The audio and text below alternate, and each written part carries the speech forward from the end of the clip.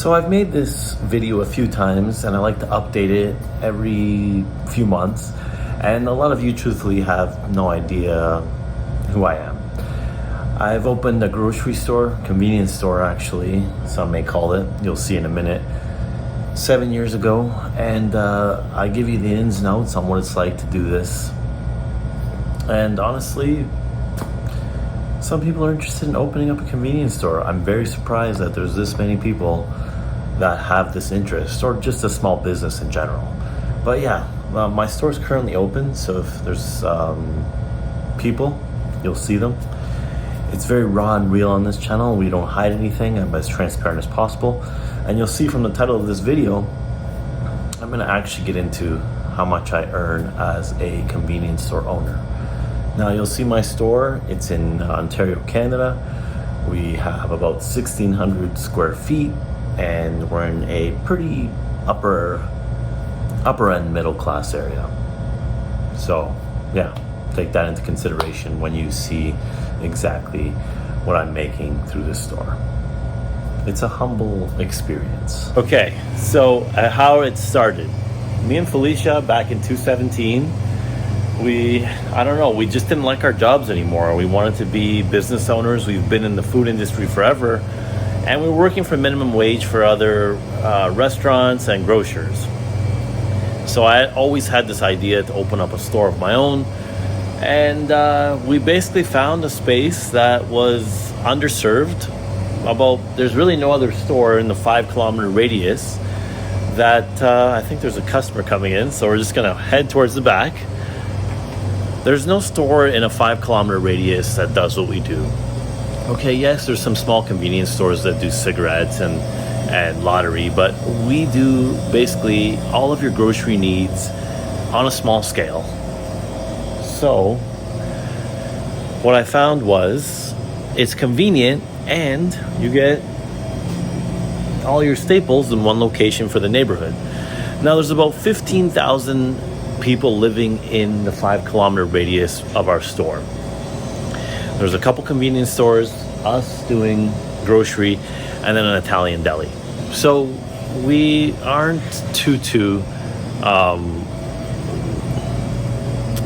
the competition isn't too fierce with us, and that's exactly kind of what built this business. There was really nothing like us in the area, and we were able to keep it growing and build inventory.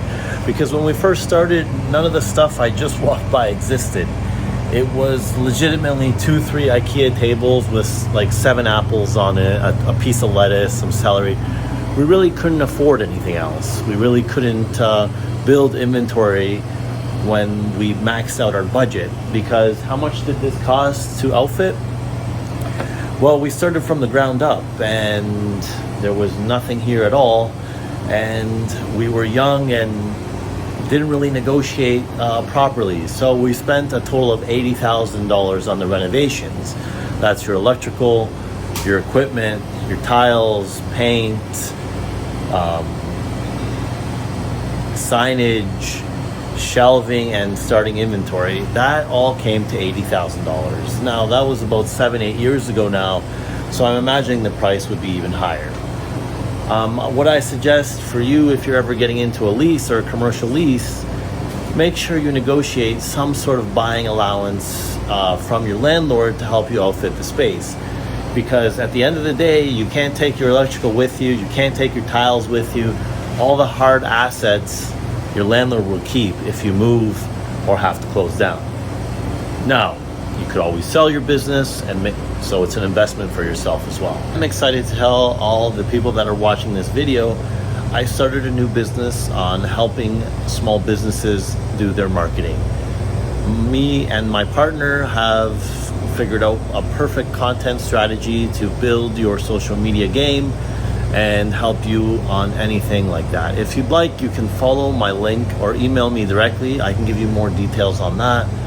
If you want to build your small business through some social media marketing, I can be of assistance with that. And I can tell you how powerful social media is in this business. From day one, Felicia and I built this business in public.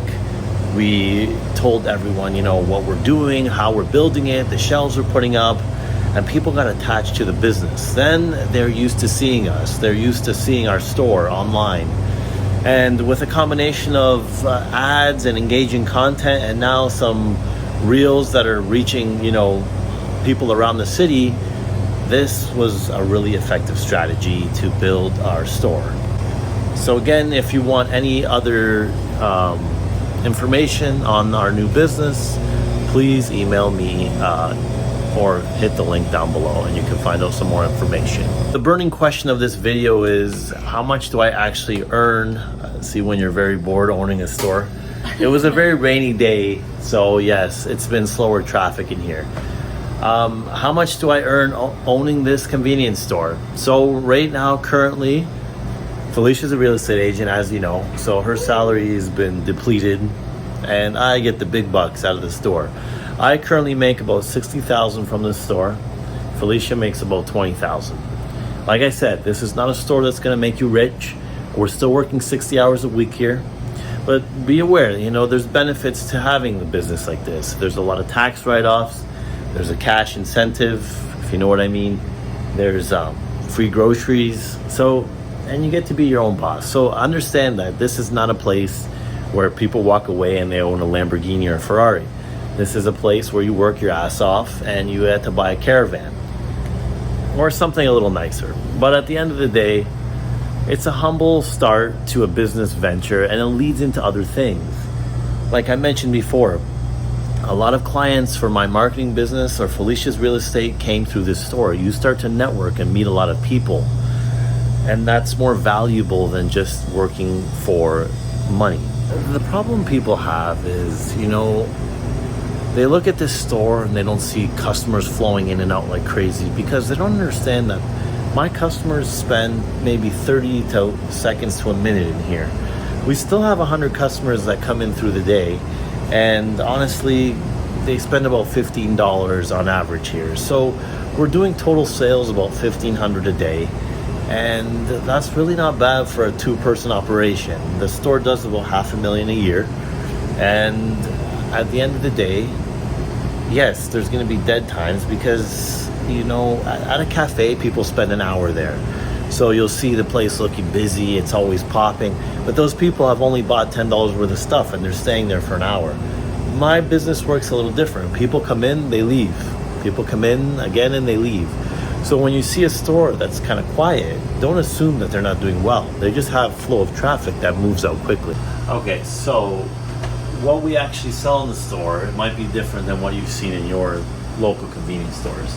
So we have a lot of fresh baked goods. This is a really big popular section right at the front to catch people's attention.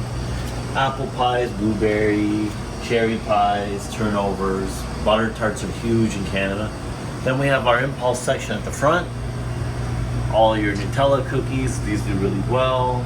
American chocolate bars, different exotic items. That's what catches people's eye. This is more of a fresh dessert section here. Cream pies, cannolis, tiramisu, fresh bread at the front, and then we're going down into generic grocery, some fresh produce. We just pack this store with in every possible way. Like if the fire department came in here, they'd probably shut me down. And I'd still say, fill it up, I want more inventory. Pasta sauces, salad dressings. We have our generic olives, cans of beans, olive oils. All right, jarred olives, pickled onions, pickled peppers, all that stuff for charcuterie boards. More spreads here, pickles, very, very big section.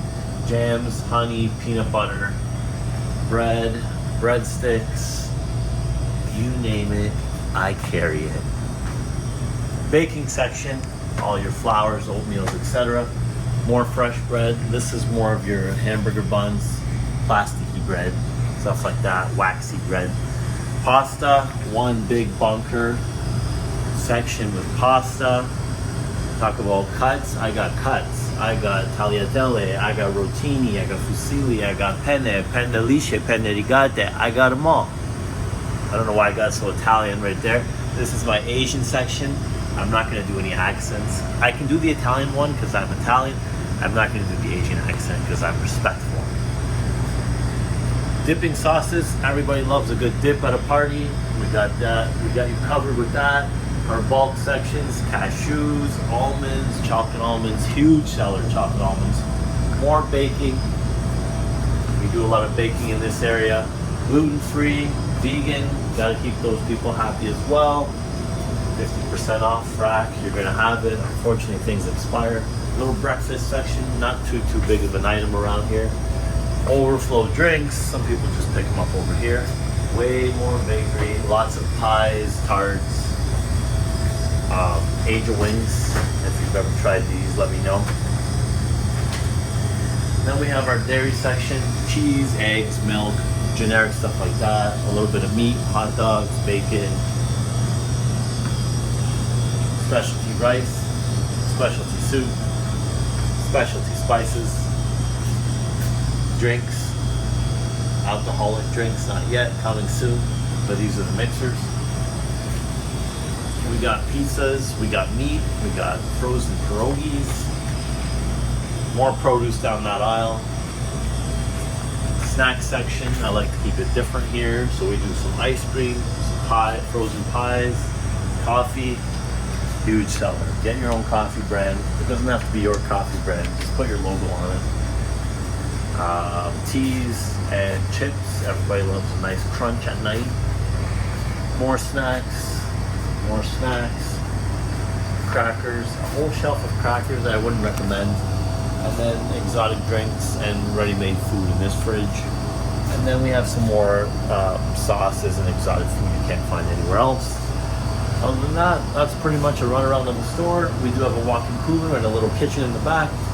That's the rundown. Do I ever regret opening the store? No, not really. I can say that I wouldn't rather have done anything else in the last 6 years, 7 years.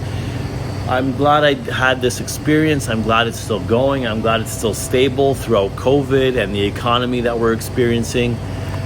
And honestly, it led to many, many other things. This is an intro business to many, many other things. If sometimes, you know, people start these businesses and they don't have any other skills, and they learn through this business on how to be entrepreneurs. And that's exactly what I think happened with me and Felicia. We learned a lot about business through this store. Honestly, probably more than you could ever get in a university course.